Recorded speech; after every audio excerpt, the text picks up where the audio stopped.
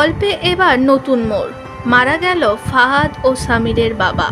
এই গল্প শুরু হওয়া থেকেই যেন মানুষের মন জয় করে নিয়েছে। কমেন্ট সেকশনে খুললেই দেখা যায় হাজারো কমেন্ট, গল্প যেন প্রতিদিন দেয়া হোক, এমনই আবদার থাকে এই গল্পের টিমের কাছ থেকে দর্শকদের। তবে ফাহাদের বাবার চরিত্রটি বেশ পছন্দ করেছিল সকলেই, কিন্তু গল্পে নতুন মোড় দেখেই যেন বাংলাদেশের দর্শক ইতিমধ্যেই অনেকটাই ভেঙে পড়েছে।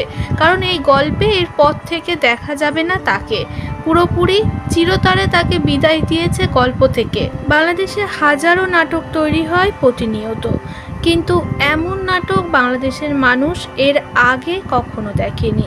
এটা আমাদের গল্প।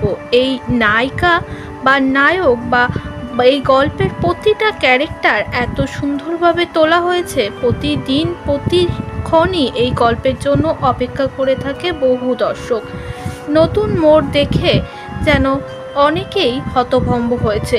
এভাবে কেন সরিয়ে দেওয়া হলো তাকে? তিনি কি আসলেই এই নাটক থেকে বিদায় জানাতে চায়, নাকি গল্পে আবার কোনো নতুন কিছু আসার জন্যই তাকে সরিয়ে দেওয়া হলো? এমনও প্রশ্ন ছুড়েছে এই ভিডিও দেখার পর অনেক দর্শক।